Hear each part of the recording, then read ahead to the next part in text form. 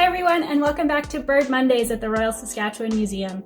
My name is Danae Fryer, and I'm the Curatorial Assistant in Vertebrate Zoology here at the RSM. I'm taking over from Dr. Ryan Fisher today to talk to you about some of the uniquely colored, or rather uniquely colorless, specimens that we have in the collection.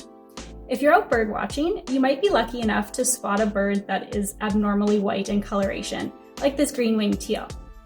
Although the words albino and partially albino are often used to describe birds like this, there's actually a number of different conditions that can result in reduced pigmentation in birds. So let's jump into the collection and have a look at a few examples. Let's start by looking at our brewer's blackbirds. These birds have been prepared as study skins, which is a simple kind of taxidermy that allows researchers to study and compare specimens more easily. There's one bird here that obviously stands out, and this is an example of a true albino. Albinism is a genetic condition in which the animal cannot produce the pigment melanin, which is responsible for black or brown coloration in feathers and tissues. They completely lack dark pigments everywhere, including their eyes, which will appear pink. Since the eyes are removed during taxidermy, good record keeping is essential. Luckily, the person who prepared this bird recorded the eye color on the label, confirming that it is in fact a true albino.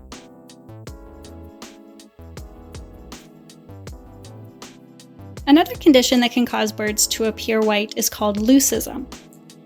Birds that are affected by leucism are genetically capable of making melanin, but for some reason the pigment cannot get deposited in all of their feathers or tissues, but it can still show up in some areas.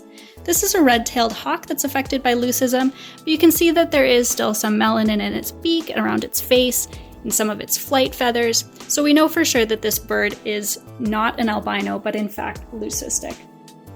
Its eyes would have also included melanin and would have appeared dark instead of pink. If you see a white bird in the wild, looking at the eyes is the best way to confirm whether it's an albino or a leucistic, so a good pair of binos are a good idea to have. Albinism is an all-or-nothing type deal. You can either produce melanin or you can't. However, it is possible for a bird to exhibit partial leucism, where melanin can get deposited in some areas but not in others. Here's a dark-eyed junco and a house sparrow that are exhibiting a type of partial leucism sometimes referred to as piebald, next to their regularly colored counterparts. It's also common to see partially leucistic birds that have, for example, just a couple white flight feathers or maybe just a white head, while the rest of the bird has regular coloring. You probably recognize these birds as black-billed magpies. Over here on the right, we have another example of a true albino bird, but over here we have a third type of color morph that's called dilute. This occurs when the bird has the same color pattern as normal individuals, but the concentration of the pigment in the feathers are greatly reduced, so the bird looks pale or washed out. So where the magpie would usually be black or iridescent, he's instead a faded gray. These birds are sometimes called ghost birds for their somewhat ethereal appearance. Imagine stumbling on one of these guys on a misty morning stroll.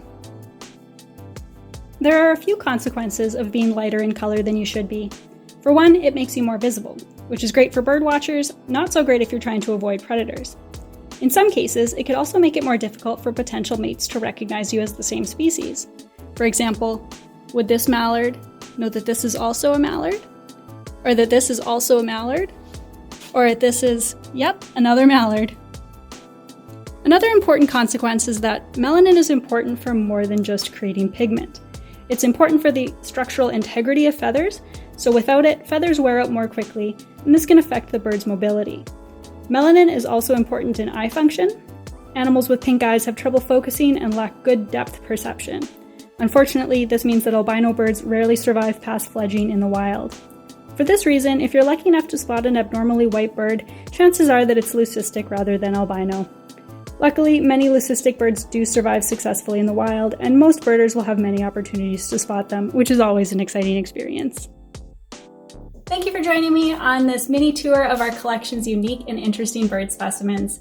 As always, if you have any questions for any of our curators here at the RSM, you can submit a question through Ask a Curator on the Royal Saskatchewan Museum's website.